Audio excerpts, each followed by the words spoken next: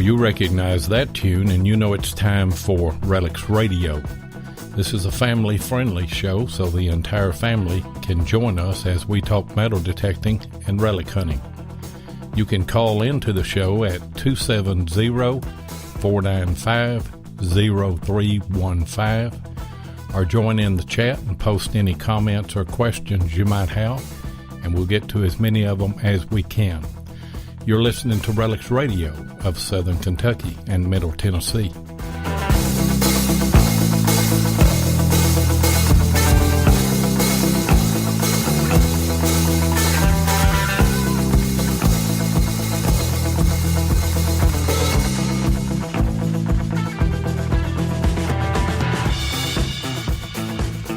And you are live again on Relics Radio. It is August the 23rd, 2018, coming to you from Southern Kentucky and Middle Tennessee. Actually, coming to you just about a mile and a half from town. And only Larry Stevens will know what we're talking about there whenever I say that.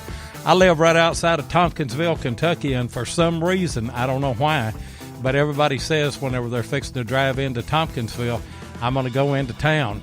And it's just kind of stuck, and people kind of make fun of us for that. But we're coming to you from town, or just outside of town. Relics Radio, I am your host, Digging with Seven. And I'm your co-host, Tennessee Jeff.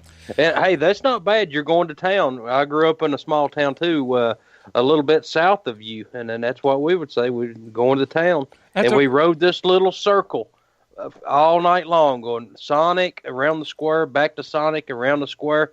That's what we done as teenagers. So you are a redneck if you spend your whole Friday night or Saturday night driving from one hamburger joint to the other along the same road, and all of us have done that. I tell you, that's what happens whenever when you're in a little small town like that, and whenever you are a redneck. And here's the redneck word tonight, and you may have to get you a pad and a pencil and write this down, because I'm going to spell it first. It is F-L-I-C-E,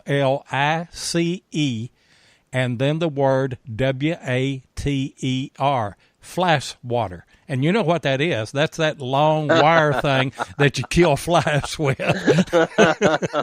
But I tell you what, I have a confession here. I was 25 or 30 years old before I knew it was a fly, F-L-Y, swatter, S-W-A-T-T-E-R. But that's your redneck word for tonight, flash water. And that's what you kill flies with. Well, you just busted my bubble, Seven. That's what I thought it was called. Oh, you thought it was flash water? Yeah, flash water. Yeah, that's the way we say it, flash water. Yeah, flash water. Yeah. And you may be like us. You know, before we got running water in the house, we drove a pipe out in the front yard and put a faucet on the end of it. And we do say faucet. We put a faucet on the end of it to make everybody think we had running water. I mean, there's people running up and down the road saying, boy, they rich. No, we never did do that, but that was a good idea. Hey, who we got in the chat tonight? Well, we got Mark Hoover in the house, Ohio Relic Hunter. We got Ken Guthrie, Beyond Sight and Sound. Well, let's see. There's Jordan Anderson. Go on down a little bit. There's Nick Hayes. Larry Stevens in the house. Hello, Larry. That's about it right now. Sorry if I missed somebody, but it's going pretty quick. So. I don't know. We got Finding America. Yeah, I seen that in there a while ago. And Anita Jackson just came in. Jesse Rogers just came in. Yep. I don't know if you got Magnetic Marv in there, Mark Hoover. You and I have been in a three-way conversation for the last 2 days and off and on with Mark. Yeah, we had our own show last night, didn't we? Yeah, we did. Or the night before. Yeah. And we were all setting up and waiting for History Seekers, and then they didn't come on. And so we were all free and just sitting here. And so we got on Facebook Messenger, and we just carry on our own conversation. I'll tell you, we have and we started to, I was at the lake, or we would have just jumped on and done us a three-way show real quick. But I was at the lake, and I couldn't do all that just with my phone. So I didn't. I seen Raina, she was driving you around where you were metal detecting. How did that work out? It worked out great. I mean, she got the boat, and she was driving me around, and I said, pull up over yonder, and I'd get out and metal detect a little bit.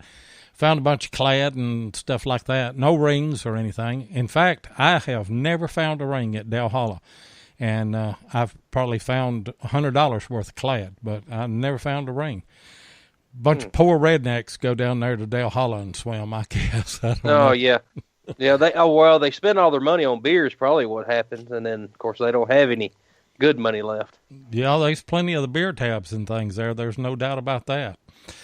We have a great show tonight because we have combined your two favorite shows, Beyond Sight and Sound with Josh Kimmel and Relics Radio with Digging with Seven and Tennessee Jeff. And so good to have you in here with us tonight, Josh. How's it going? It's going good. It's going good, buddy. I caught you off guard, didn't I? had to unmute your mic. Figured I'd give that little bit of delay there and see if you're like, oh, God, where'd he go? Yeah, and we are coming up on, some of you may know this and some of you may not. This is kind of a problem that all of us in podcasting are having to deal with right now. We're coming up on a situation with Skype, which we use. All of us that host the show, we use Skype to bring our guests on, bring our calls in. And we've always been able to, like right now, I've got Josh and I've got Jeff on Skype. And when we open up the phone lines and you begin to call, we can just pull you right into the group. But the new version of Skype is not going to let us add to the group. And that's going to be a problem, isn't it, Jeff or Josh? It's a sticky situation. We're working on it, though. There is a way to do that, but you will have to call in, and we do not answer it. But then we go back, and from the menu on the left side of the screen, we're able to drag you into that group. Am I right on that, Josh? Correct. That has been a workaround we've used in the past where we can, if someone is trying to connect with one of the shows out there, once they call in, even if we do not have the option to, after they've hung up, we can drag them back into the show that way and have them on with the rest of us. Sometimes, though, it can kind of interrupt the show because you may, depending on how things fall, you may get a ringtone going on with the show that the listeners are hearing as well and things like that. So sometimes it can make for a little bit of an audio nightmare. So is that what you done last week on History Seeker 7? You called in, and then Heath had to call you back. Is that? That's what happened. Heath went ahead and upgraded to the new Skype. He said, I'll be the guinea pig. I'll go ahead and do it. And so I called in just to see if I could be added to the group. And he just had to let me drop, just not answer the call. And then he went and drugged me back into the group. And it hooked me up. I got the call on my phone, and then that's what I was on because I was down at Nashville. But, I don't like that. And why do you want to fix something when it ain't broke? That's right. I mean, it's all about money, I'm sure. I'm sure somebody out there at the corporate situation, they complain, well, we need this, but we don't need this. But actually, we need this. So, I mean, we need to add a caller. So yeah, we need that option, add to group, and I put a thing on Facebook, and Ken said Lloyd got drugged by Heath. Yeah, he drugged. That's your other redneck word tonight. I got drugged in. Yeah. Yep. We tried something new this week too. I think it's going to take a little while for it to catch on, and it may not. It may never catch on real good. But I put in a show prep. I believe on maybe Sunday night or Monday. I think it was Monday. And I put a show prep in to where that people could get on that on our Facebook group, Ruddix Radio Facebook group, and post questions. And Ken Guthrie was the only one that put anything in that. And he had 4 questions. And so to start the show out, I think we'll just go through his questions, and then we'll kind of branch out from there. But the first one was, Josh, he said, who was your most memorable guest on Beyond Sight and Sound? Not your best guest, but now your most memorable guest. Oh, I don't know. I've done a lot of shows. So I would have to say, though, that they've all been memorable. I mean, whether they're more well-known or maybe not so well-known or have a lot of experience or even a newcomer to the hobby, everybody has brought something to the table for the show. Yeah. Well, let me ask it another way then. What is the worst mess you ever got in a show? Have you ever, and I know you've experienced that, you had to have. Probably, a couple of years ago, we had everything set up, ready to go, and had the links out everywhere. Everybody was looking forward to the show, had went through all of that, dropping them into Facebook groups and all of that. 15 minutes before the show goes live, lightning strikes a transformer outside of the house here.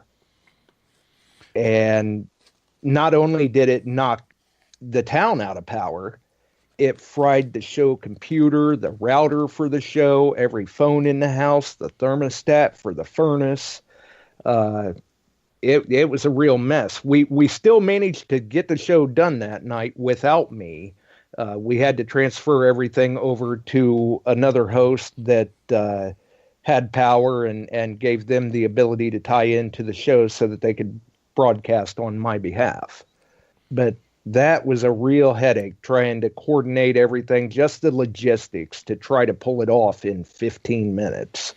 Man, that would be terrible. Of course, Seven runs this show. I mean, he has all the Skype deal, and I mean, I just sit back and talk pretty much. And I could not imagine me being in that situation where the power goes out or something right as the show starts. I would probably just crawl up under the desk and go to sleep or something. I don't know what I would do. And Right. Seven's run into that problem a couple of times. I don't know. Yeah, I actually had that happen again just a couple of weeks ago. It wasn't a lightning strike, but a couple of weeks ago we were going to go live, and it was probably 15, 20 minutes before the show. The power went out here. It was only out in a couple of places of town, but it just so happened that the block that I'm on was out of power. A block north of us and a block south of us, they had power, but I was dead in the water for that show. So the guest, Kent Davis, he was kind enough to reschedule for the following, the next upcoming time slot, and we were able to get it done a few days later then.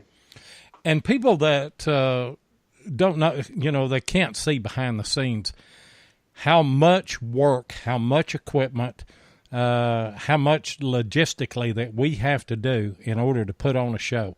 I mean, people just don't understand. And the episode that Jeff was talking about, it was 5 minutes until showtime, and we always call our guest at 15 till.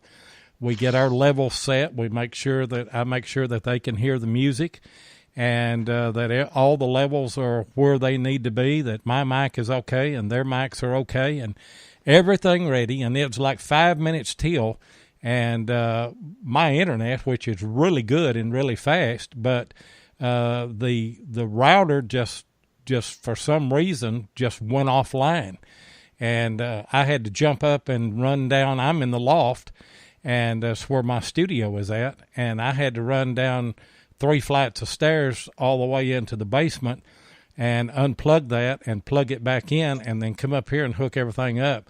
And we got in on showtime, but I was out of breath, wasn't I, Jeff? Oh, you sure was. And it wasn't just a few minutes. You come back on, I'll just run downstairs at 3 flight of steps and blah, blah, blah. And I was like, okay, calm down. Everything's working good now. So, I mean, it was hilarious now. But then it was like, oh, what are we going to do? And then, of course, there you go. 7 got it done again. So yeah, absolutely. When stuff like that happens, the pressure hits fast.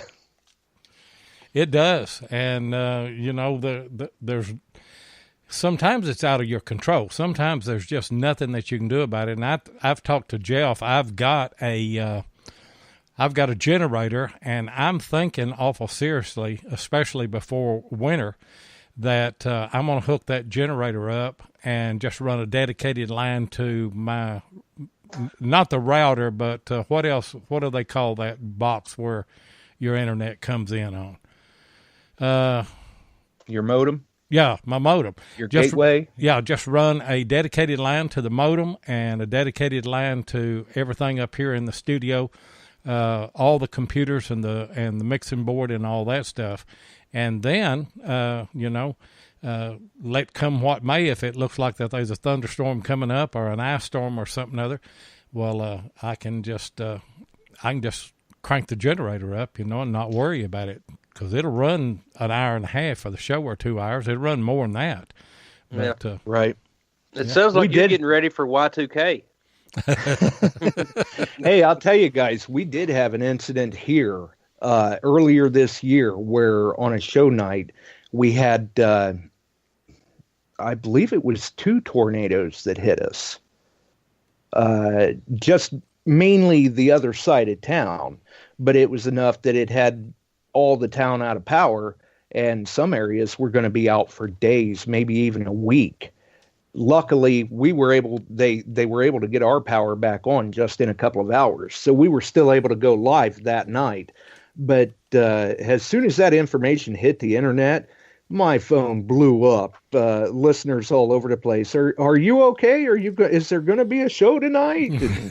Yeah, that's what they're worried about is the show. And we're kind of under an obligation, and I take that responsibility very seriously because we got a house full of people that are listening to us tonight here, and a lot of people that will listen to the archive. And I don't want to disappoint them. Of course, I know that there Absolutely. Are times whenever things are beyond your control, and everybody realizes that, and they know that there's not anything that you can do about it. But it is hectic sometimes, I tell you.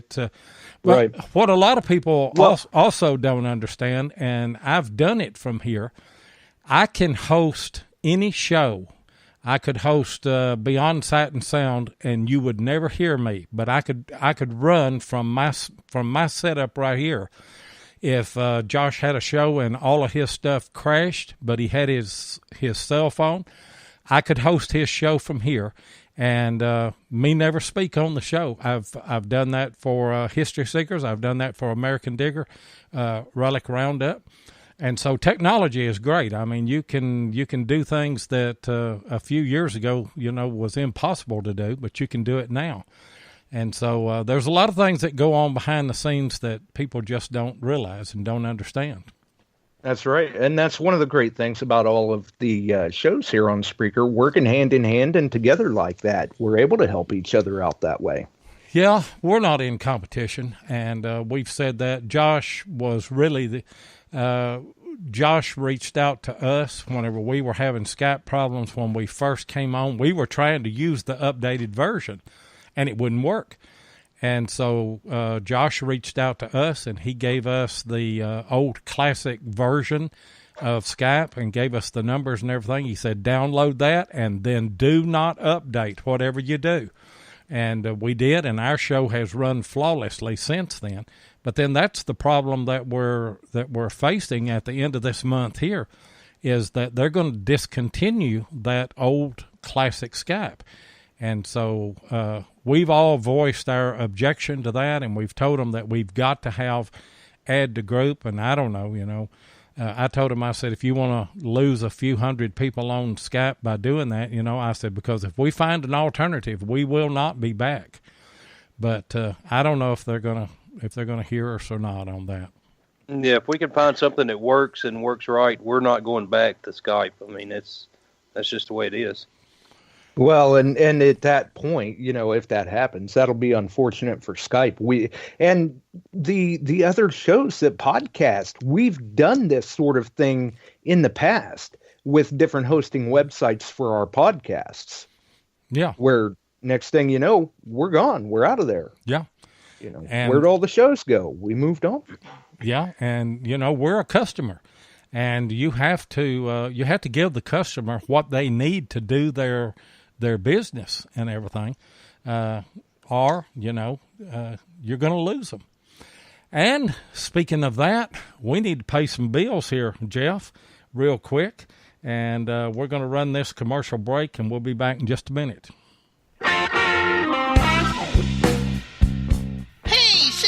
We's looking good in our new Relics Radio t-shirts.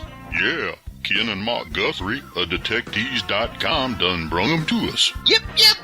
And they makes other shirts, too. Yeah, boy. Detectives.com can handle tees for your club, hunt, or any other promotion folks may have. Uh-huh. They even got the Wide Pride shirts. Yeah, them boys does the manatee crawl. Yeah, scooting on their bellies. That's what I said. The manatee crawl. Looks like slugs eating jelly. Uh-huh. So whether you hunt horizontal or vertical, tell the folks where they need to go, TJ. www.detectives.com. Uh-huh.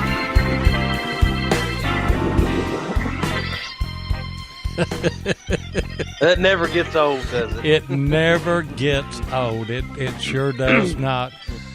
Ken and Mark Guthrie are going to be our guests next week. The men behind the shirts. They're going to be great guys. They are great guys. We got to meet them at Chattanooga and watch them make shirts.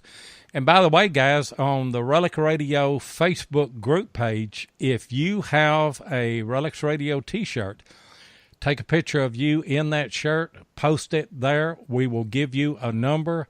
It's probably going to be November, and we're going to do a random number draw, and we'll draw a number out of that, and you're going to win a very, very, very good prize. And no, it's not another T-shirt, although that is a good gift. But we've got something much more expensive than that we're going to give away to some lucky listener and somebody that has the T-shirt. And we'll be saying more about that, but probably sometime in November. And so be watching for that and be listening on the show. And we'd like for you to follow us here on Spreaker. You'll have to go to the desktop and pull up Relics Radio, and it's got a button there where you can follow. And I know a lot of people that listen to us, and a lot of our regulars are not followers of ours, because if you do that on a cell phone, a smartphone, you can't get to the follow thing. I don't know what the deal is on that, but nonetheless, we're gonna give something away. See, Josh, I heard he was giving away his houseboat. I know he's been complaining about the docking fees and all that. So, what do you think about that? Well, people might go for it if it comes with a limited edition Relics Radio flash water. Flash water. Flash water. We need to make up some Relic Radio flash waters. That's what we need. That's a good idea right there that you come up with, Josh. Yep. Yeah, flash water. Yeah, whip your kids with them. And that's your next redneck word for the night. Whoop them. We don't whip anybody. We whoop them, Yeah, we whoop them. It was the other day when Seven and me and Mark was talking. Mark Hoover, of course, out of nowhere, I put, "Do they make shock collars for babies?" And then Mark put on, "What?" And then I was like, "Well, I can't get my baby to stop crying. I need a shock collar where he'll behave." And then. And Mark Hoover, you got it spelled wrong there. It's FLICE water. fly swatter. And I hope that you read that column. That was from the late 70s, I think. No, late 80s. I'm sorry. That I sent you on Messenger, but it is hilarious too. Josh, another part to that question: what made you start Beyond Sight and Sound? Tell us about how that all got started. That's a good one. Really, I've been in the hobby for some time, I guess you could say, and you could say I spent the duration of my time in the hobby with a little secret. Didn't really say anything on forums or anything like that about it. And one day I decided, you know what is the point of continuing to try and hide it or shy away from it or whatever? Might as well let people know what I'm dealing with out there in the field. And I have spent the duration of my time in the hobby as the epitome of your blind hunter. I am legally blind. I had suffered a couple of different traumatic injuries to my vision that left me that way. And I just decided, you know what? It's not a disability so much as it's an ability to help inspire others to get involved in the hobby. Because if I can do it, anybody can do it. Just get out there and enjoy it. You have to have a drive and a passion, and where there's a will, there's a way. You'll find a way to do it. So I thought, that's great and all, and I'm helping people and I'm getting people involved and really enjoying myself. But now let's take it to the next level. Let's go ahead and start up a podcast about it. And that's kind of how we come up with Beyond Sight and Sound. A lot of people don't realize, and then all of a sudden it clicks, because I do hunt primarily by tone. Yeah, and I'll tell you what, started. My hat's off to you for all that you have gone through, first of all, but for your attitude that you're not going to let that be a cop-out for you to say, I just can't do anything. I mean, you found a way to do it, haven't you? Yeah, exactly. I mean, I used to really enjoy walking the fields looking for arrowheads. But after those traumatic injuries, that complicated things. So I needed a game changer. I needed to mix it up, and thought, hey, I've always kind of been intrigued with just the allure of finding something that you never knew was there. I need a game changer. I know. We'll go metal detecting. I need something that says "ding, dig here, dummy." Yeah. So I picked up a metal detector, and you could say I never looked back. What was your first find? I've just heard it was a gold ring was your first find. Well, actually, the first detector I picked up, I'm not so sure that it did very good at locating a manhole cover if I was standing on top of it. So I kind of put it to the side and put it up for a little bit, and then a little ways down the road, I decided, you know what, let's give it another shot. I picked up a Garrett Ultra GTAX 1000. And I don't know, first or second day out with it, something like that, I happened to run across a woman's gold signet ring. Man. And yeah, it was a nice ring. And I thought, hey, wouldn't this be cool if I could find out who owned it? Did some looking around. Unfortunately, come to find out the woman who owned it had passed away about 30 years before I even found the ring. And none of the family were still in the area or anything like that, but it's got a special spot in my display. That's amazing, I tell you. And for those of you that don't know, you're learning a whole lot about Beyond Sight and Sound on this show that if you listen to some of the older shows of Josh, you've probably heard those things. But his avatar that he has actually has a picture of an eye, and that is you in the pupil of that eye with your metal detector, isn't it?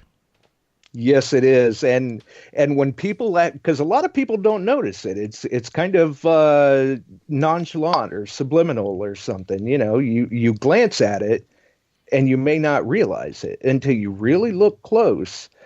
And then a lot of people say, "Oh my God, it just clicked. I get it now. That is so cool." Yeah. I didn't know it until I think you told me and Jeff that whenever. And for those of you that don't know, last Christmas, Josh we were fortunate enough to be guests on Beyond Sight and Sound. And at the conclusion of that show, we had just given away a pinpointer or something, I think, and maybe had given away a couple of them. And I made the comment on the show, I wish we could give away a metal detector or something, if we could get a company to sponsor us or something. After the show was over and Josh closed the show out, as we always do, you keep your guest on the line and talk a little bit. And Josh said, "I got you hooked up. I've got you a metal detector here to give away." So we didn't want to do that on our own, and so we collaborated with Beyond Sight and Sound, and we ran a contest for young people. I believe it was 12 and under, wasn't it, Josh? Yeah, if I remember right, that sounds about right. Yeah. And then we gave that metal detector away right before Christmas. What a great Christmas gift that was for. And Trevor was the one that won that. And then maybe on our next show, and we invited Josh to come back on the show too. Well, we interviewed Trevor and his dad and talked to them about how he felt about it, and he had gone out and hunting with that and had already found some stuff, and it was just when you can do something for somebody else, there's no better feeling, is there? Right. We were able to get it to his doorstep just a couple of days before Christmas, if I remember right, and he was so excited. He sure was. He was out in the yard, his dad said, that day. As soon as he got it, he was out metal detecting with it. So, I mean, Trevor had a great time as soon as he got it. Yeah, and his dad has since been a listener of our show. I don't know if he's on here tonight or not. I'm scrolling back up here to see. I don't think that he is tonight, but a lot of times, he is, and we've got a new detectorist, that who knows, one of these days he may take the hobby by storm and be the next face on Mind Lab or the next face on Garrett or Tesoro or any of them, and just be a great detectorist. And we had a part in helping get that started. And that's just a wonderful, great feeling. Absolutely. I mean, we planted the seed, so to speak, and who knows where it goes from there. But we'll be able to enjoy his adventures right along with him. That's right. Looking forward to him growing up, and I hope I live long enough to see him start a YouTube channel and all that. He's going to have to hurry, though. What, did you go to the doctor today or what? Do what? Did you go to the doctor today or what? I don't have to go to the doctor to know. I'm on what they call borrowed time right now. Well, but if you ask Jeff, you've been there for a while, haven't you? Oh, yeah. Early 1700s anyway. Yeah. You don't have to ask Jeff. You can ask Mark Hoover or Ohio Relic Hunter or any of them guys. They'll tell you, I remember we were doing a video one time, and Jeff has spinal problems and everything. And I could tell, we had just got back from DIV and hunted for 3 straight days there, and that'll just kill you. And then the drive there and then the drive back, which was a little bit longer than it probably should have been. And Jesse Rogers says 1865. They're always guessing my birthday, and they always got me in school with Abraham Lincoln. But anyway, Jeff was saying, "Oh, my back's just killing me," and we did our little sit down there where we were talking. And I said, yeah, my hip's starting to bother me a little bit. And just out of the blue and just with a straight face, I mean, he said, well, it ought to be. It's 100 years old. And that, you know, I had somebody asking me just here recently about something that had went on historically in my area. And I was telling them about it, and they're like, oh, yeah, that's right, because you've been around long enough. You probably saw them build it. I told him, I said, well, yeah, I've been around a while, maybe not quite that long, although my Social Security number could quite possibly be like 3. Well, these guys, they claim that, I was, during the Civil War, I was watching the bullets ricochet off the trees, and I waited till the fighting stopped, and I started hunting and found my first bullets there in probably 1862, 1863. And Mark Hoover said, no, it was before 1865 because he was picking up Civil War bullets after they ricocheted off the trees. I'll get you, Magnetic Marv, I will. Another question that Ken Guthrie had for you, Josh, is any regrets on the show? As far as the show? No, absolutely none. Well, I don't know, unless you can think that maybe I should have started sooner. Yeah, that's the way with me. I wish we'd have started this way before that we did, but it is what it is. We're here now, and I just reached 2,400 subs on my YouTube channel today. And congratulations! I was at 23.99, and my last 25 has been a struggle to get there. And I wanted to get to 20, and you always want to do that. Now I want to get to 2,500, but I never dreamed in my wildest imagination. I remember whenever I first reached 100, and I don't know, that's probably been 5 years ago. And how excited that I was, and I thought, boy, I never thought I'd have 100 people that would watch my videos and everything. And now you just stop and you think about it, how many people that we touch in the hobby. And I know that you are the same, and Tennessee Jeff is the same. We get messages, we get emails on a daily basis. Somebody has found something, and they'll shoot us a picture or they'll ask a question. And, it's just a wonderful feeling to be part of a community like that, where you can share what you know, isn't it? Absolutely. I like to see the other hunters being successful, and love to play my part, I guess you could say, by being able to help people with those questions. If I can't answer them, well, and same with you guys, too, I'm sure. If you guys can't answer them, chances are good we all know someone that we can point them to get that right information. That's right. If somebody asks me a question, if I don't know the answer, I can find somebody that does. And so we get comments like Lois says, and some of them's not so good. I mean, you have haters. And if you're doing something good, if you're doing good in life, somebody's going to comment bad on it. Even the giving away the metal detector that time. That's what we had bad comments about giving away a metal detector to a kid. Now, how could you comment something bad about that? And right. We had a thumbs down, didn't we, Josh, on that? Yeah. And there are, unfortunately, there's kind of a dark side to it where you've got some people out there that they just live to hate. I mean, they're not happy if they're not hating something. And this, I don't know, this life is really too short to be that way. I want every hunter that grabs a metal detector, I want everybody that hunts with me or I hunt with them, I want them to have a great hunt. I just seen Wes Stringer come up in the chat here, and it reminds me that him and Jeff Ford came from Missouri and Arkansas. Wes lives in Arkansas, and they came over, and Tennessee Jeff put us on a spot, and they had a great day, didn't they, Jeff? They sure did. Actually, I didn't know there was that many bullets left, but Jeff, man, he killed it that day. And then I can't wait to get him out to the infantry camp, and then him and Wes both. Yeah. That's what happens when you put the plug master on a spot of ground.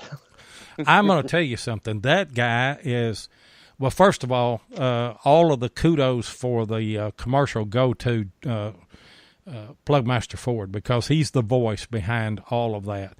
And we got that because he did the lip sync on us. And by the way, he just put out a video where Quarter Hoarder came down and hunted with him and Missouri Mac. And he did another little lip sync at the first of that video. It just came out today. And it was hilarious, as all of them are. But that man can hunt. I'm going to tell you, he is one with that GPX or the CTX or the Equinox. Anything that man picks up is just an extension of himself some way. See, I wonder if it's because he's so tall he can get down on the relic better than we can. I have no idea. Of course, my belly gets in the way when I'm swinging sometimes, and I'm sure yours does too, Seven. But Jeff, he's real tall and skinny, so I don't know if he's getting on top of it better than we are or what. I don't know. Right, he's got that drone view. He's got that drone view. He can hunt, but I'm going to tell you something, and I've learned a lot from watching Jeff hunt. He is one of the slowest hunters that I've ever seen. He will hit a spot, and he gave us a tip. He said, I paint the ground with my metal detector. He said, that's what I tell Missouri Mike and everybody else that I hunt with. I paint the ground with it. And you know what that means. Whenever you paint, you make sure that you cover every inch of something real slow. And he does that. And it works for him. I mean, he is a fantastic hunter, but Wes is too. And by the way, Wes got a hold of me the other night, Jeff. I hadn't even had a chance to tell you. And they're planning a trip here in October. And I told him, I said, well, don't book a motel room. I'll let y'all stay on the houseboat. And we'll get out and hunt somewhere. I want to put them on a colonial site somewhere if we can. Yeah, that would be great. Of course, it rained. They come on Saturday. Well, they hunted the Saturday, and it rained on Sunday, and that's the day we were planning on hitting a colonial site. So they didn't get to hunt a colonial site. But they, on the way home, after they run out of the rain, they went door knocking again and had pretty good luck. They killed it in Western Kentucky. I mean, the guy, he's just he's just in a. Well, he told me, he said, I'm in a zone. And yes, he is. And Matt House says, houseboat party. Sounds good to me. Yeah, sounds good to me. And then Raina will drive us around on the lake, and we can hunt where we want to. Hey, Josh, out of all of your hunting, what's been your favorite find, whether it's a Cohen or a relic or whatever? Usually I tell people it's just been the friends and the connections that I make in the hobby, because the material finds, they come and go. Sometimes you lose them. Sometimes, unfortunately, people break in and steal them and things like that. But those have been the real memories and favorite finds of the hobby, so to speak. I've found a few other kind of interesting things, though. Really enjoy finding the old tokens and Civil War store cards and other little oddities. Yeah, I do too. And I'm like you. I mean, there's nothing to compare with the community that we've connected with and the people that we've got to hunt with. Just think back, Jeff, of the people that we have met this year since DIV. Who all are they? I can't name them all. There's been a bunch, and I mean that's the way it is. I mean, this hobby, it makes friendships, and nobody, like Seven and I, we don't get jealous of each other, and none of our friends that we've met get jealous of each other. So I mean, we've met a lot of people. We got to meet, of course, we got to meet Jeff Ford at DIV. And that was a treat. That was last year. This year we got to meet Matt Howell and all of his group out of Virginia there. We got to meet the infamous Barb, and that was a treat in and of itself. And then we got to meet Wes Stringer whenever they came over. We got to meet Will Johnson. That was last year out of California, hunted with us at DIV, and then he scheduled a trip here. and hunted with us here in Tennessee. Didn't hunt any in Kentucky, but people like Josh, and people like Mark Hoover, and people like Bill Marsh, and I don't want to leave anybody out, but Jess Rogers and Jesse Rogers. We got to meet Jesse Rogers, or I did, at Chattanooga. Yeah, I met him there too. And then Heath Jones and Scott Duncan, but the people that we haven't met, I feel as close to Josh and Jason Quarterhorter. I feel as close to them as I do Jeff. And me and Jeff, we see each other all the time. But it's just what this hobby brings, isn't it, Josh? Absolutely. I mean, it's almost like an extended family, you might as well say, or even a fraternity or brotherhood. No. And Mark Hoover, we haven't met Mark Hoover yet, but I mean, he's like part of the family. And when I first started watching metal detecting videos, that's right when I started metal detecting, and I got to watching these guys' videos, and then before I met them, I felt like family to them because I knew how they were, and I knew pretty much their favorite drink. And it was, I'm going to say Hornbush and Sham and Randy Scholl, and a lot of guys from Virginia. And I knew moon pies and RC colas was their favorite snack food and drink. So, I mean, it's pretty awesome. You get to know a lot of people that way. And you say, you're right. You can say that right there about any redneck.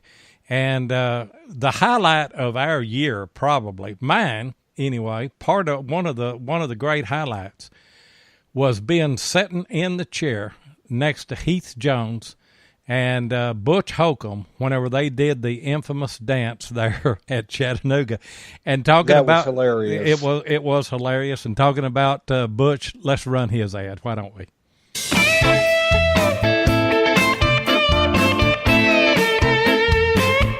If you want to keep up with what's going on in the metal detecting world, then you need to be a subscriber to American Digger magazine.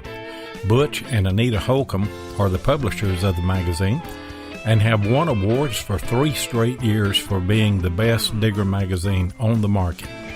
American Digger magazine is available in both print and digital formats, so no matter where you live in the world, you can enjoy the latest happenings in the hobby.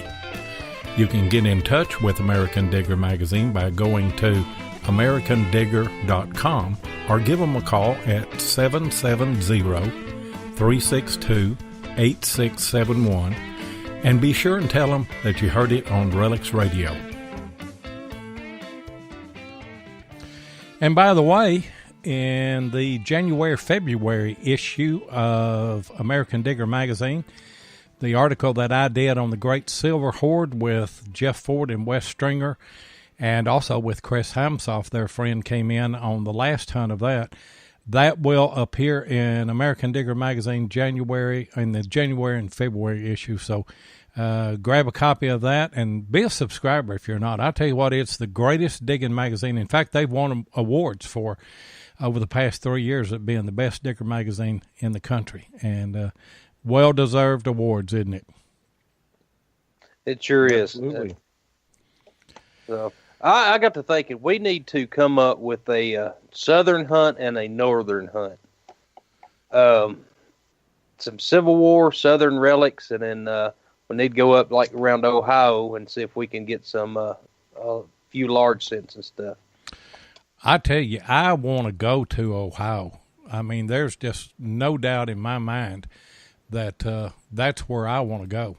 I want to meet Josh face to face, and I also want to meet Bill Marsh, and I think Mark Hoover would probably come up, and they're just all kind of guys up there in and around the Ohio area, that it'd just be a great trip, and get a bunch of them together up that way and hunt, and then maybe, like you say, have a southern hunt down here, and have as many of the. Me and Jeff had talked about having just a podcast, hunt where not only the host, but all of the people that support all of our programs and everything, everybody just get together and just have a big podcast hunt. maybe one in the southern part of the country and one up around Ohio or something other. That'd be great, wouldn't it? It sure would. There you go. North versus South hunt. Well, it depends on where we hunt at. Who might win that? I don't know. I don't know what the deal would be on that. Hey, Josh, you hadn't talked about your detectors that you use, the ones that you have used, and what your go-to detectors are now. Talk about that a little bit.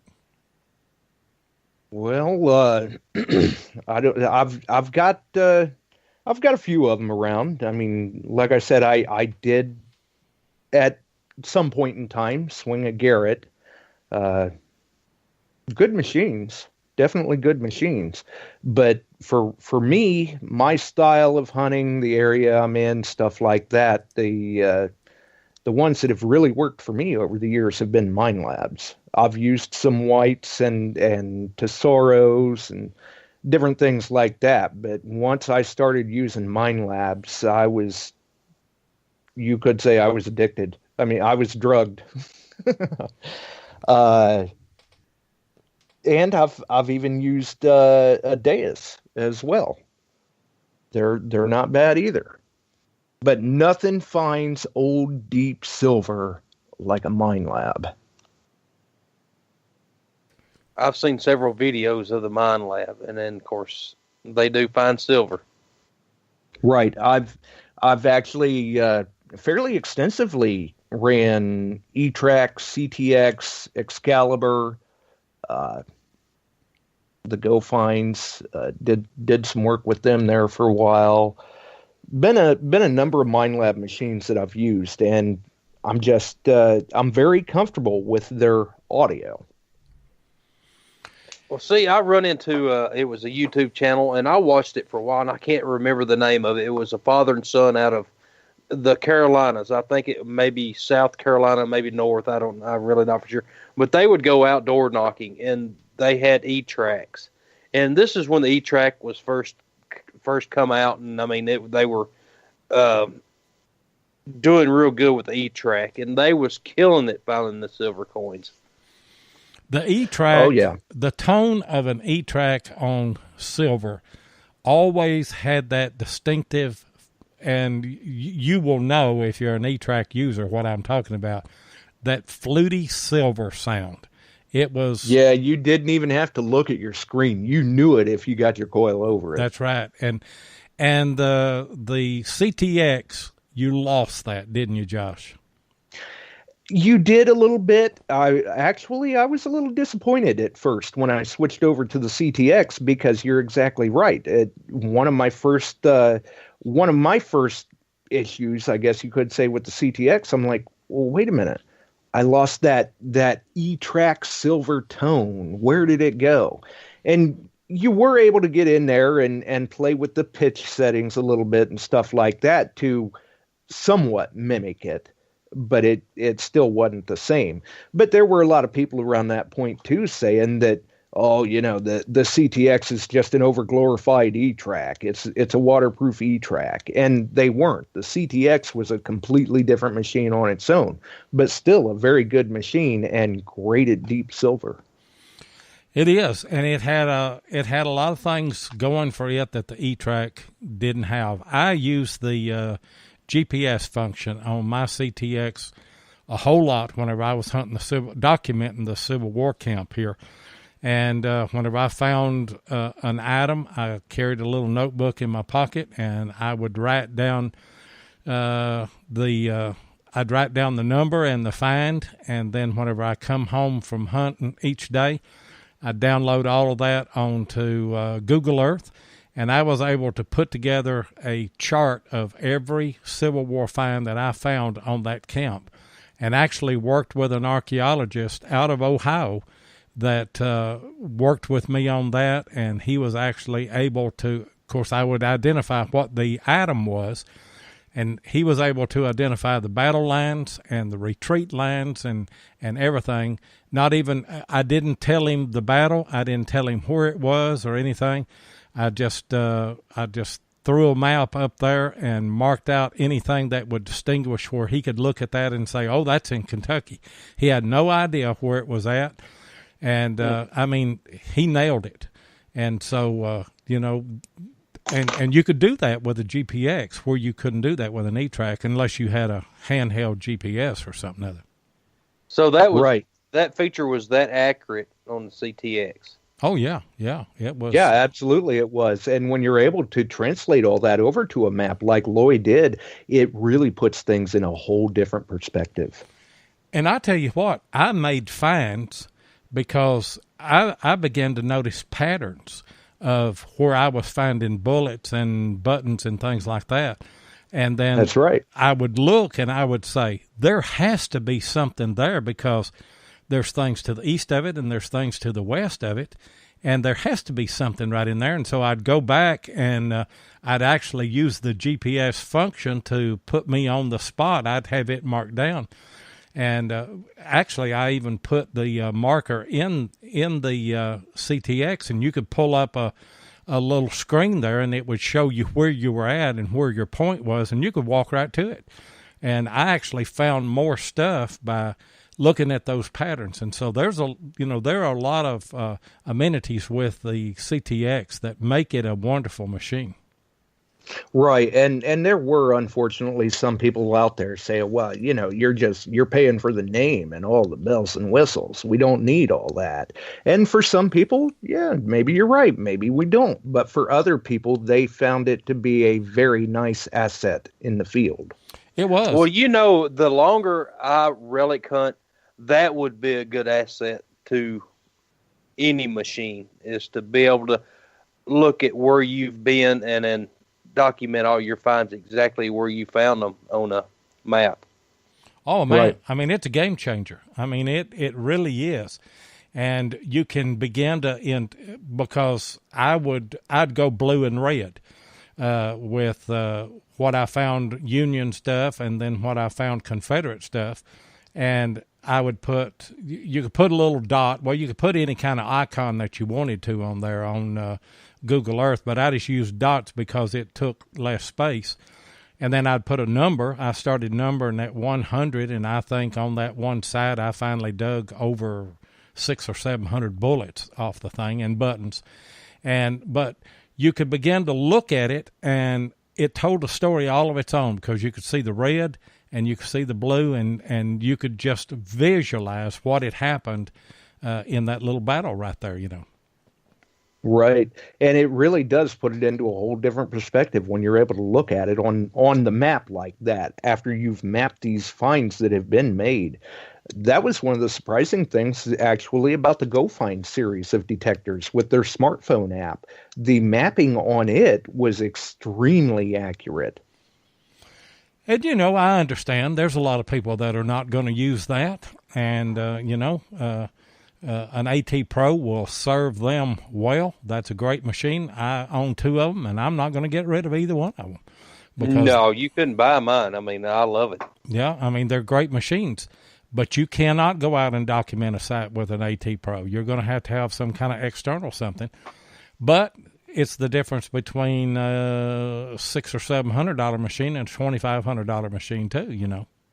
Mm-hmm. Absolutely. And, you know, I've told people on the show many times, and I'm sure you guys have too, I'm certainly not knocking Garrett's. They're good machines. And the important part is that people need to find what works for them in their particular situation.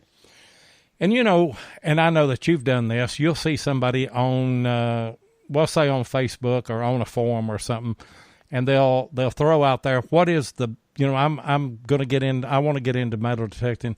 What's the best detector that I need to buy? You cannot answer that question until you know some particulars about that individual. You have to know what kind of hunting are you doing, and what is your budget, and what features do you want to have on a machine. And there's just a lot of things that you need to ask, you know. Are you a water hunter? Are you a dry land hunter? Do you hunt the ocean? Do you hunt fresh water? You can't answer that, but there'll be people throw out there, because, well, I've got a CTX, so I'm going to tell them a CTX is the best machine. In every environment, the CTX may not be the best machine. Absolutely. And people flock to posts like that, just like flies. And you're going to see all sorts of different answers under the sun. And the thing that surprises me is, like you said, a lot of people are just going to jump right in and start naming off what machine is their favorite. Not necessarily what's going to work best for the person who's getting into the hobby. And that's all they want to do, is they want to recommend their favorite. And it takes a while before somebody thinks, hey, maybe I should find out what's going to suit this person's needs. Not what I think they should use, but what's going to suit what they're doing, their location, their type of hunting, their environment, stuff like that. And a lot of times I like to tell them too, try to find some local hunters, because if you can find what they're using, what's working well for them in your area, chances are very, very good it's going to work well for you as well. That's true. And that's like somebody in Virginia, if they're going to hunt in around Culpeper, and, they put on there, I want to get into hunting Civil War relics. What machine do I need to get? Well, somebody says, well, you need to get a CTX. A CTX in Culpeper in the fields is useless. You're not going to find anything because you're not going to get any depth. You've got to have a GPX now for that. So, yeah, talk to the local people. What are they using? What are they successful with? And then that's what's, that will get you in a direction. Maybe you can't spend that kind of money on that machine, but at least what you're up against, Right. Yeah. You've got a starting point and know what you're trying to work towards, at least. Because, like you said, with Culpeper, that's not to say that you can't use another machine there, but nothing is going to perform like when you're talking Culpeper, it's a PI game. That's it. And GPX is king in that area. I tried to. And are you hunting colonial sites? Are you hunting Civil War sites? And are you hunting woods? Are you hunting fields? I mean, there's a lot of different places there to hunt. And I've hunted Culpeper several times with a VLF. Now, I have found some decent stuff, but I mean, it's nowhere near what I found with the GPX or a machine. Right. Yeah. It's not to say that you won't find anything, but usually, especially in a situation like that, you will find that you're more satisfied if you can handle the budget and get into something that's going to work for that intended application. That's right. Hey, guys, we're reaching the top of the hour. We've got another commercial to run, and when we come back, we're going to open up the phone lines, 270-495-0315, and Jeff will put that in the chat, and we'll be back in a minute and a half. If your passion is metal detecting, then you know how much your success is based on the equipment you use. Let my buddy Tim Henderson of Murray Branch Outdoors in Murfreesboro, Tennessee, help you with that. Tim is an authorized dealer of Garrett, XP Deus, Tesoro, and Macro detectors and supplies, and he is now an authorized dealer for MineLab. So, if you're looking to get your hands on the new Equinox 600 or 800, then Tim is your guy. Murray Branch Outdoors is not only competitive in their prices, but the service after the sale is second to none. Tim not only sells detectors, he uses them, and so he can answer any questions you might have. Murray Branch Outdoors also deals in used detectors, and he'll take your old detector in on trade when you decide to upgrade. So give Tim of Murray Branch Outdoors a call at 615-948-4611, and be sure and tell him Relics Radio sent you. And Tim Henderson and Ron Reed are two other guys that we've met over the past year or so that are just absolutely great people. We've had the opportunity to hunt with them. And I talked to Tim today, and he's got some of the 6-inch coils for the Equinox. And so if you're looking for those, and the dealer that you have contacted has those back ordered, you can get one right now from Tim Henderson.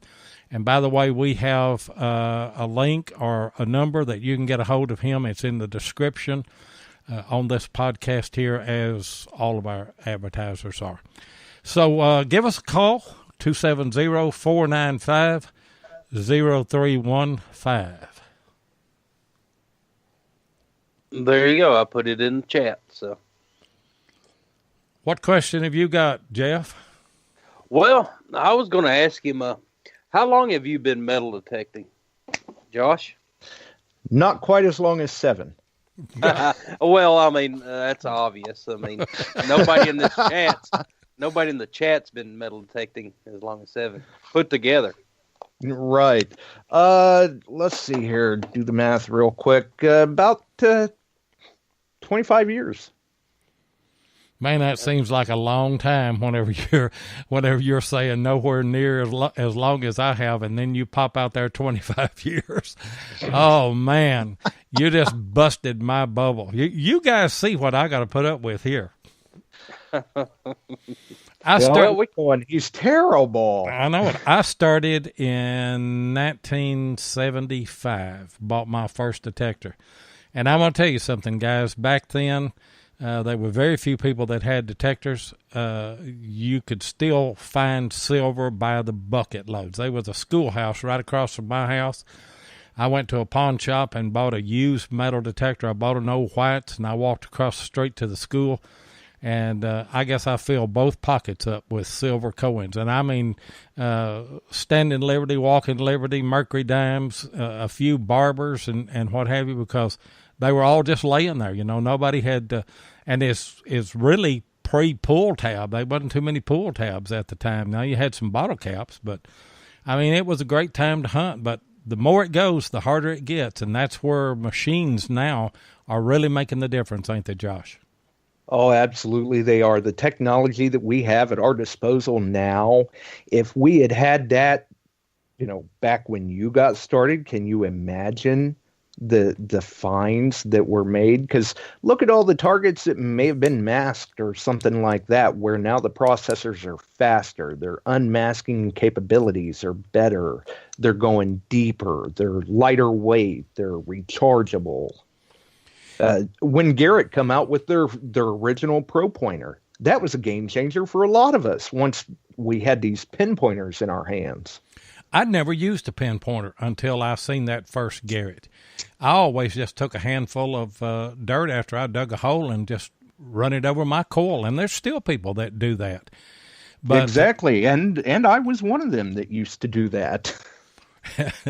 But I tell you what, once you use a pinpointer, and the battery went out on mine out on the lake yesterday, and I had to revert back to that, dig out a scoop underwater, and then come up and rub it on my coil. And I tell you what, those few clad dimes and quarters and nickels and pennies that I found, they were well deserved whenever you had to wave all that in front of a pinpointer, I mean, right. The pinpointers spoiled us because, like you said, once the battery goes dead, you just you don't kind of realize it, and then all of a sudden it's like, what am I going to do? The pinpointer doesn't work, and wow, this is kind of a lot of extra work now.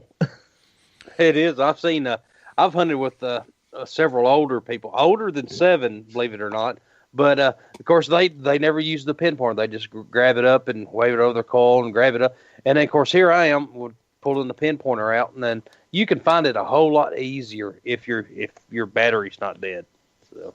Right. Well, and 7 can probably recall, too. We kind of touched on this a while back on Beyond Sight and Sound. But it amazes me now, say people that have been into the hobby 10 years or less. A lot of them don't even know of the existence of or realize that a lot of hunters out there used to use the old screwdriver trick for coin probe. Yeah, just stick it in there until you felt it, and then you'd work it out. But everything that we found back in the day, Of course, we used concentric coils back in the day, and that's right. They were anywhere from 2 to 4 inches. I mean, you didn't dig 6, 8, 10, 12-inch stuff. I mean, you did right. 2 to 4 inch stuff, you know. Yeah, and it was laying everywhere to find, like you said. And, you know, people will say, well, people have been hunting that site for 35 to 40 years. Well, look at what they were hunting with, though. You know, I mean, they were hunting with metal detectors that would go 2, 4, at the most 6 inches deep. And now then, you take an Equinox, or you even take an AT Pro, or especially a GPX. And I'm going to tell you, you get a GPX, you're going to have to get a bigger shovel. Or just take Jeff Ford. That's right. Josh, Sue Roberts has got a question. Actually, Mark Hoover pointed out in the chats. Let's see. I have a question for Josh. Josh, if you could hunt anywhere in the world, where would you choose and why? Great question. That is a good question. And I've never really thought about it because I've just been, I don't know, I guess you could say I've been content hunting everywhere that I can get to just here in the U.S. I suppose it would be neat at some point in time to go over and see what the history's like in, say, the U.K., because obviously their history dates so much further back. But you hear many times of people here stateside making these phenomenal finds that date back so far that you're just amazed when you hear that they're pulling, say, a coin from the 1600s. Jeff found a pistarine at Greenfield Fort we were hunting. And he hollered at me and called me over, and he said, I've got silver. Well, I thought he had a mercury or maybe a barber, you know. We were finding flat buttons and everything. He said, I've got silver.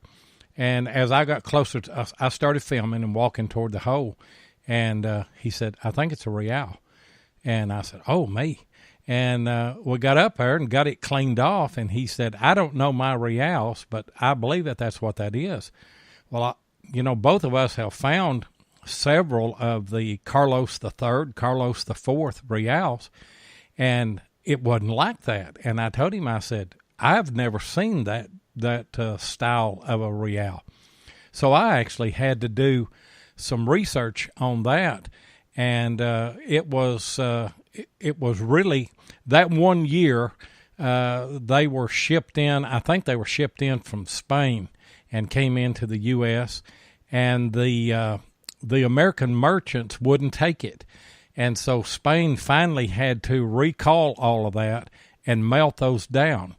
And the only ones in existence now are the ones that were lost. It's really a rare find that you find one of those because, you know, they took them out of circulation, they melted them down, they made Carlos III, made Carlos IV, and it was the weight that was the problem, because the real that the pistarine was, it didn't have the silver weight to match the value of it. And so it was a rare find, and it was an old coin, I tell you. 1721. Yeah. And that was long before the Tennessee even thought of being a state. So, hey, guys, we got a caller in finally before Skype cuts us off. Wes Stringer, what's going on tonight, Wes? Hello, Wes. It's a beautiful evening in the Ozarks, fellas. Yeah. I bet it is. Can you? Hey, I've got a question. A little bit there? Oh, man, it's beautiful today. I don't think it got to 70 here today. No kidding. Yeah, but the heat's coming back. It's supposed to be 95 Saturday. So. Well, buddy, you just keep it over that way. Yeah, right. It was nice here today, too. Not too hot, not too cold, just great weather to be outdoors. It was about 55 here this morning, and we didn't have any humidity today. I mean, it was the hint of fall, and I hope we'll get at least one more day of that. What question did you have for Josh West? Well, Josh, I was wondering if there was any relic or coin that has eluded you that you could not just find. What is the one thing that you have been after but just couldn't get on? Well, I guess you could say in terms of like bucket list or something like that, I kind of look at it as like a smorgasbord. I'd like to find one of everything. But Right. there have been some coins like you hear people saying, oh, I want to find a seated quarter. Well, that seems to be the only seated that I can find. I can't find seated dimes. I find seated quarters. That's I know it's a tough problem to have, right? Like Right. there for a while. I mean, people see the Mercs and the Barber dimes and stuff like that, and I looked for quite some time to find a silver half. Wasn't concerned about what series or anything, just a silver half. I was going to be happy with any of them. And I fell into this problem where there for a while, it didn't matter where I was. If it was a silver half coming out of the ground, I couldn't find anything other than a Barber half. Goodness gracious. Wow. You poor thing. Yeah, that's what I'm saying. Right. Yeah. I mean, it's a heck of a problem to have, but there are still coins out there that, I'd love to find just one for my display. I mean, who wouldn't love to find a gold coin? Any domination, any denomination, I don't care, just a gold coin. And I've got my line figured out. Whenever I find a gold coin, I'm going to say what Matt Howe did. What am I going to do with the rest of my life? Well, it's always nice to move on to the next find. And it only takes one coin sometimes.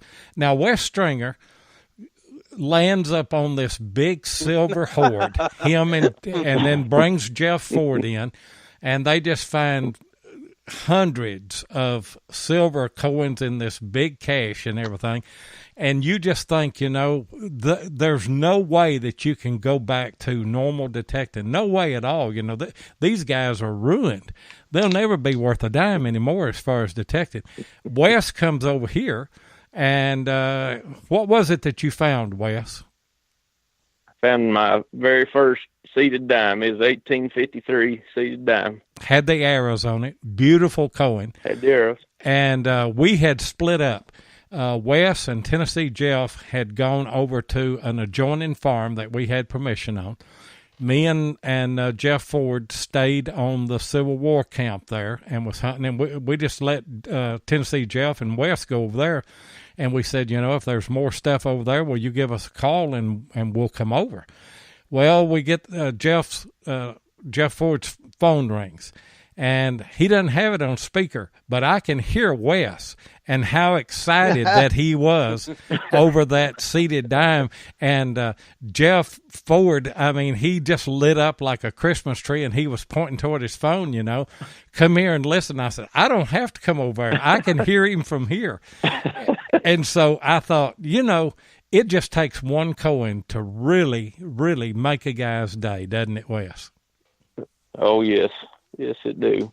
And we didn't have permission on that property until we was hunting this one property that we had permission. And this guy pulls up on a four-wheeler and it's like, well, hey, I own this property down here. If y'all want to check that out, check it out. There was an old church down there, blah, blah, blah. I mean, he said, yeah, come on down there. So me and Wes was like, well, let's go check it out. Of course, it's close to the L&N Railroad, which, I mean, it was a lot of Civil War activity.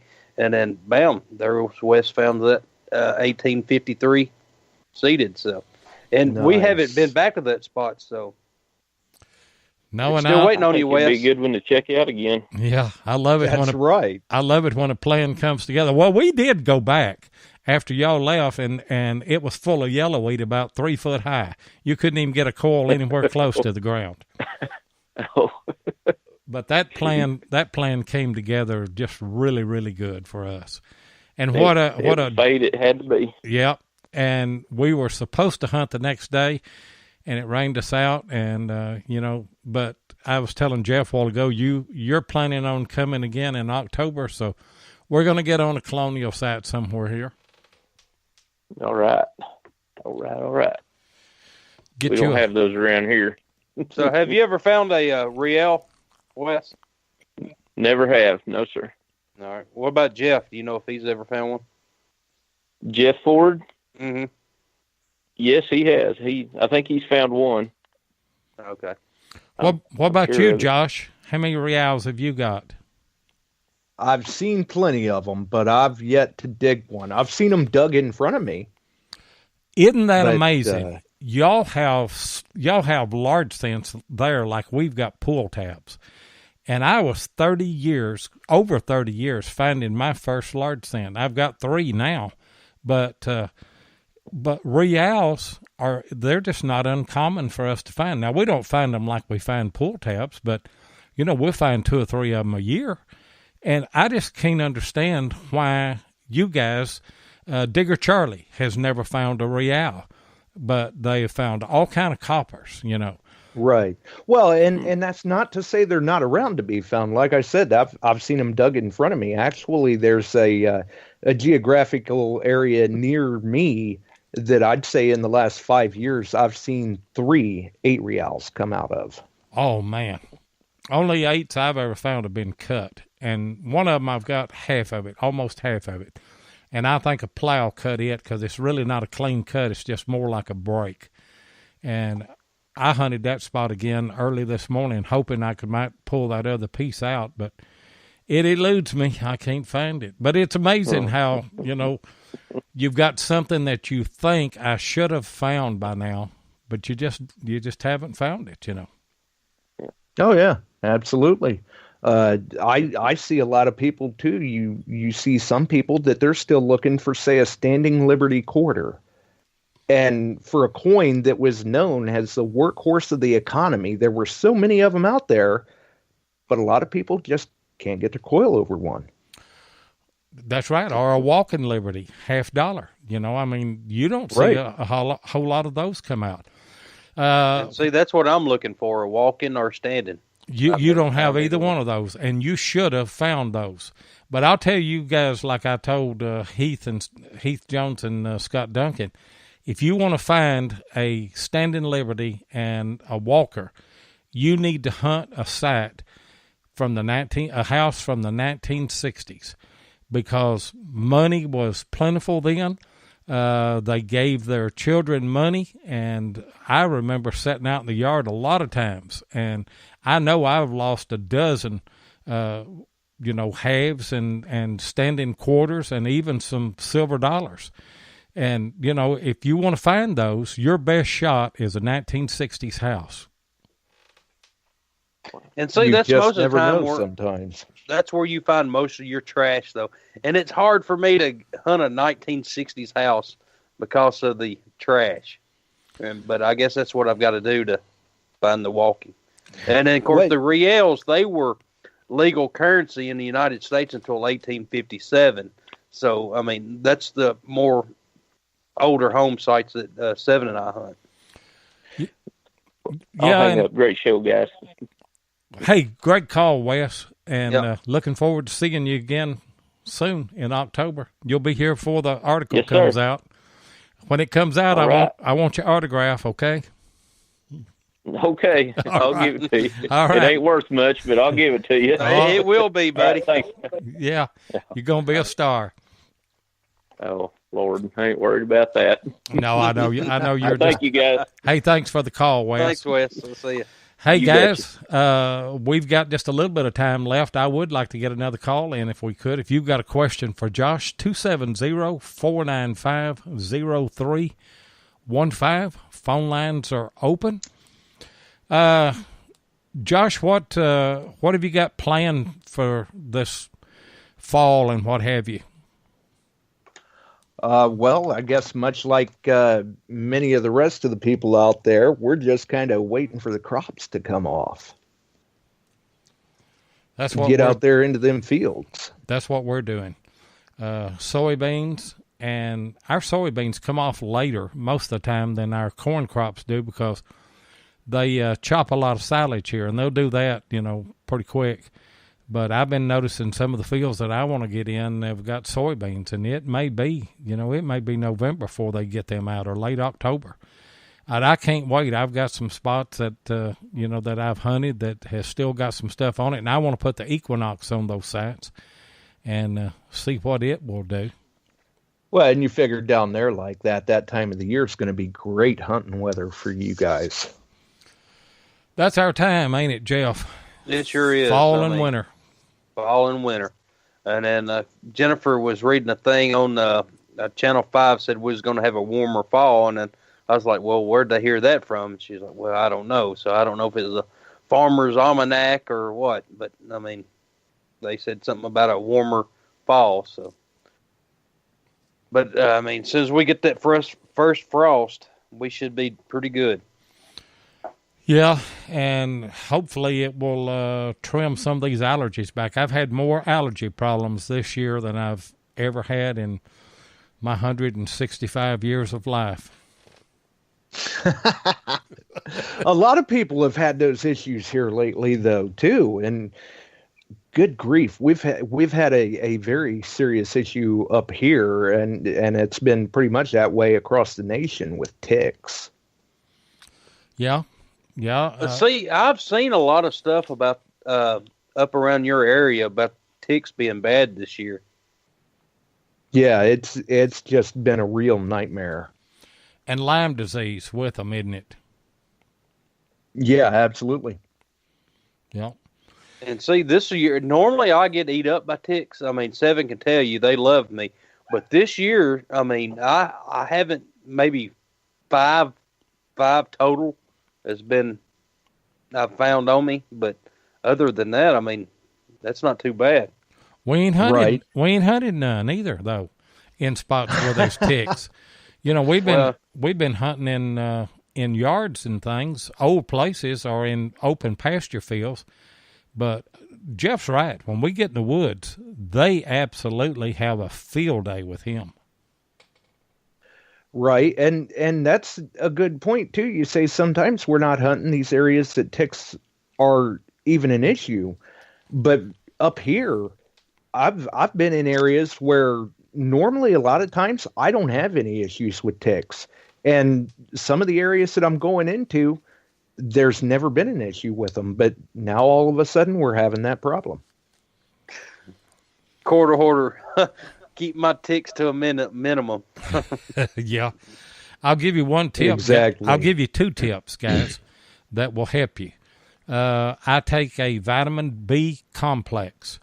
It helps with mosquitoes. It helps with any kind of insects because your pores will emit a certain odor that they don't like from really any kind of a vitamin B will do that. But the vitamin B complex has a variety of vitamin Bs that you can use, and that will help. Now that alone won't work, but then get you a DEET spray of at least a power of 40, and then what is that people put on their clothes? Permethrin.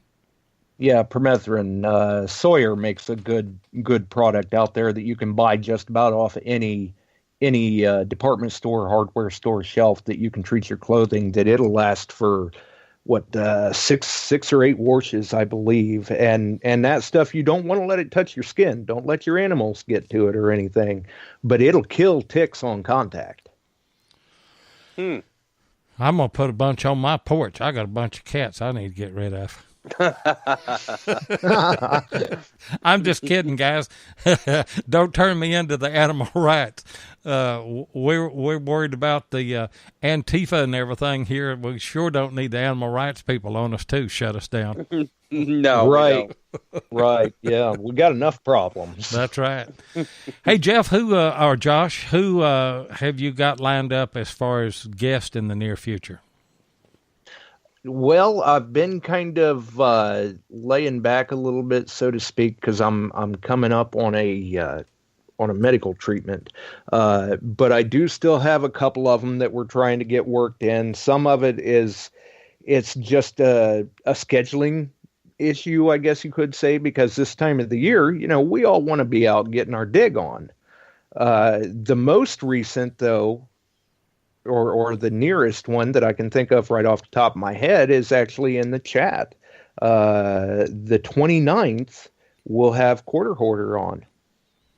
He's a great guest. We've had him on, and the only thing about Quarter Hoarder is that he needs to be more animated and he needs to talk more. I commented that on Jeff Ford's YouTube video today. I said, yeah, Quarter Hoarder is he's a great guy, but I said he needs to talk more and he needs to be more animated. And Jeff said all of his clips I had to slow down to 50% instead of 100%, you know, because he's talking constantly and his hands are moving.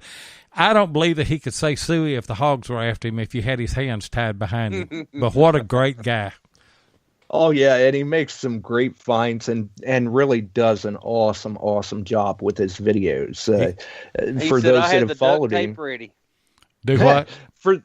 For those that have followed him, you know, we've gotten to see his channel really blow up. He's got, over 20,000 subscribers or so, if I remember right. You know what did that was the witch's jar. Right, yeah. It just goes to show you never know what you're going to find out there. Well, you know, let me qualify that. That gave him a big shot in the arm, but you still have to have the week-to-week content to keep those people there, or they'll drop you, you know. So, and he's doing very well at that. He is. He does a great job, and he's just the kind of guy, when you watch one of his videos, you already feel like that he's your friend, and you know, he's just personable, and you just like him. Yes. You can't keep from liking him. Yeah. He's like, exactly. Hello, I'm here, guys. Oh, whoops. Well, I guess we better quit talking about him. Yeah. I thought he might I thought he might call in, but my chat locks up. I don't know why that happens, but the host. It's so old. The host, and Josh will tell you this, the chat locks up around 250, 300, something like that, and you just don't get any more of it. So I depend on... 350 comments, if I remember right. What is it? 350. 350. Well, I've been locked up a long time. In fact, Gone Diggin' said houseboat party. That's the last chat that I got. No kidding. And that was a long time ago, so I have no idea what everybody's saying about me. I have to finish up the show and then go back through the chat and make my naughty list out from everybody making fun of me being so old. Hey, Quarter Hoarder put, your show would be twice as long, Loy. Mine would? Yeah. Yeah. If he called in, well, that's okay. Mm-hmm. You know, we got up to 3 hours, don't we, Josh?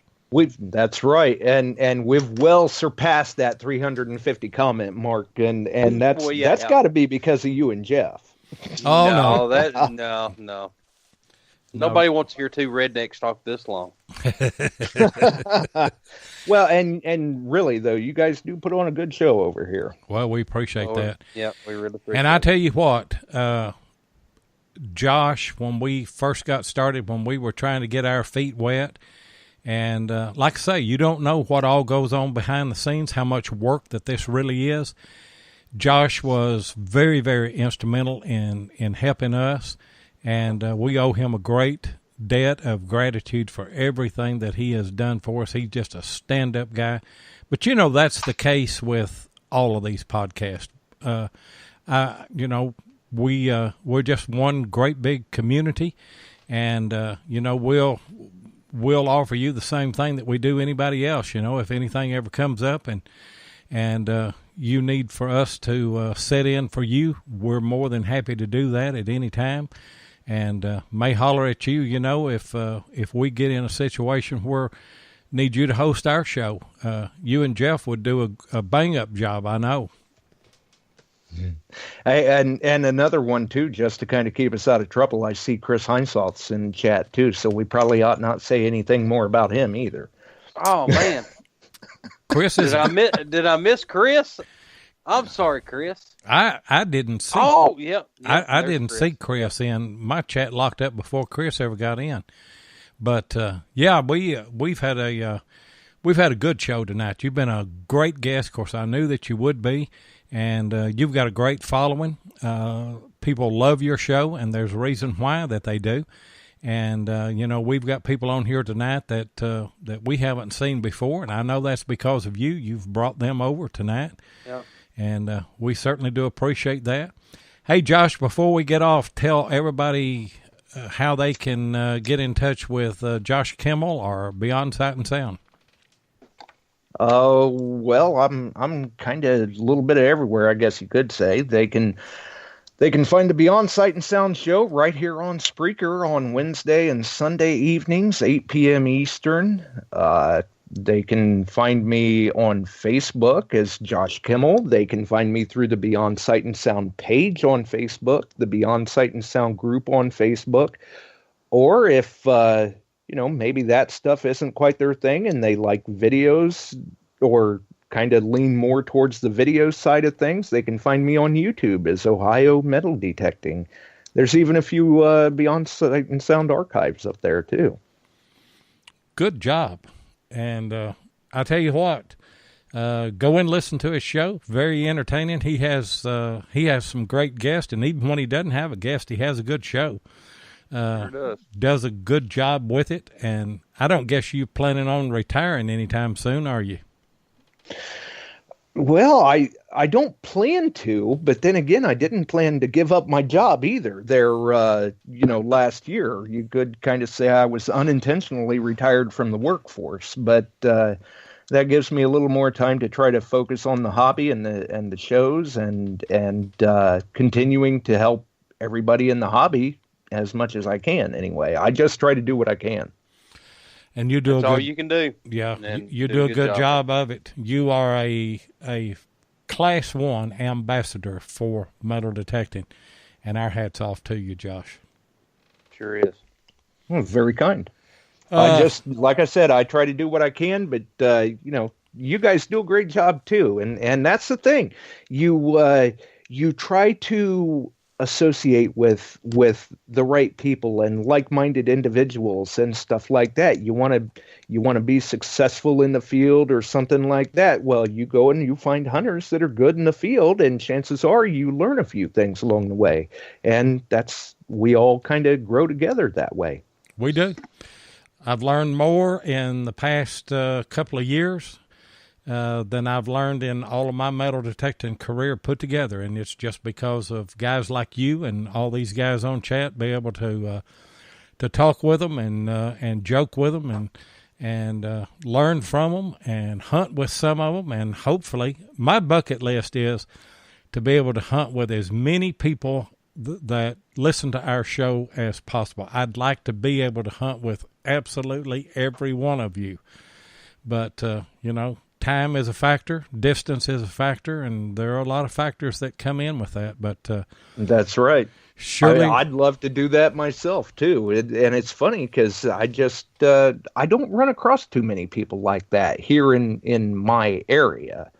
But I have heard from other people that have been out hunting. I got a message a while back from Steve Zuzulik that he had even mentioned he had been out on I believe it was a beach in Florida, and was just so surprised because they listened to Beyond Sight and Sound.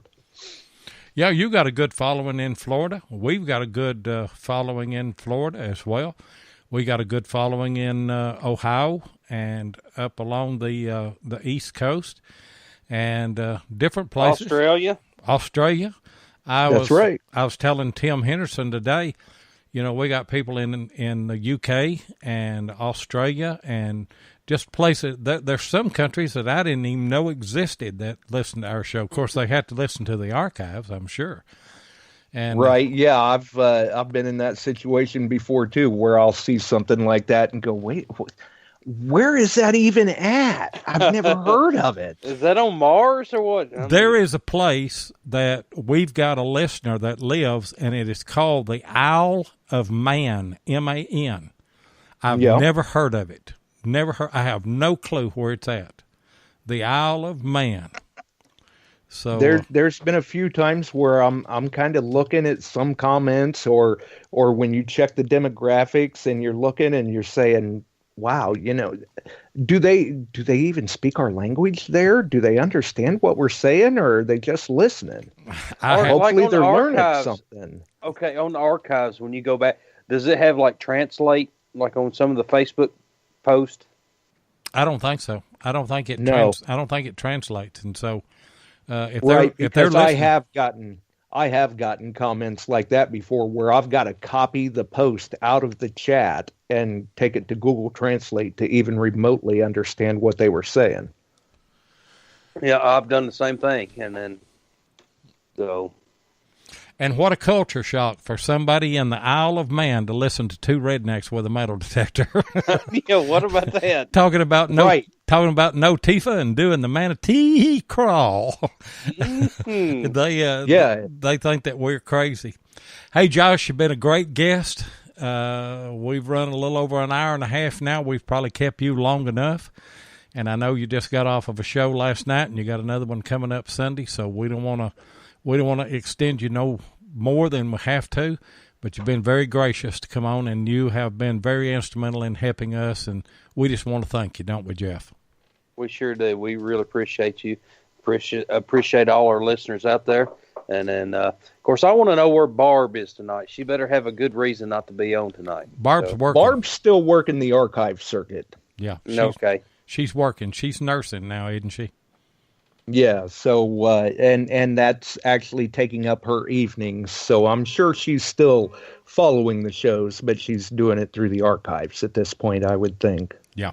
Well, we love you, Barb. Yeah, we do, Barb. And she had a message on I posted where Josh was going to be on, and she said, "I sure hope I'm off Thursday night where I can listen." But obviously, she had to work, and life gets in the way. But we appreciate. Well, I guess I dodged a bullet there. Then she didn't put me on the plank. Yeah. Funny story before we close. And when we were in digging in Virginia, there was a scarf left there, and I'm sure it was Barb's, but she left it in the conference room there where we were doing our live show, and she was live with us there, and was actually on the air with us and everything. And I threw that thing in my flat case and brought it home, and I said something other to her. I said, "I've got your scarf, by the way." And she said, "I didn't lose no scarf." And Jeff said, "He's kept that thing ever since early spring, and it wasn't even yours." Well, hey, you never know. Well, I was going to auction it off, but I may just hang on to it, Barb, and bring it to you the next DIV. Hope you can make the next DIV in the spring. But I'll bring it. And she's planning to. Yeah. She loves her DIV with her GPX 4500. She's a go-getter, I tell you. You don't talk to her. Yes, she is. You don't talk to her while she's hunting, because she'll break one of your legs with a swing. She will. She's all business. Plenty of time for talk after the dig. That's right. Wait till we get back to the restaurant at the motel or wherever we're going to eat supper at, and then we'll talk. Leave me alone while I'm hunting, Hey, guys, appreciate everybody being on, and if you two guys will hang on, I'll be back just as soon as I close the show out. Appreciate all of the people in chat. Appreciate the call.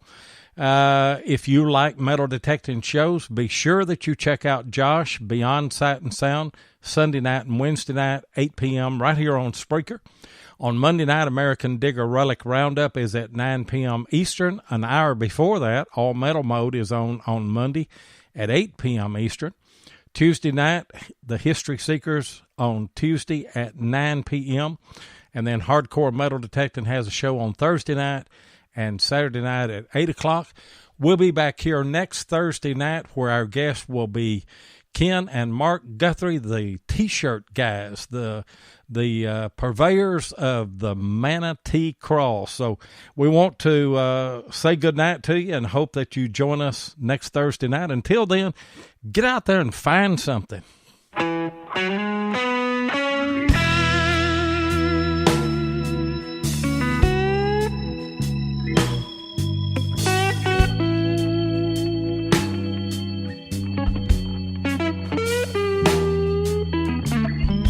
Thank you so much for joining us tonight on Relics Radio. We really do appreciate it.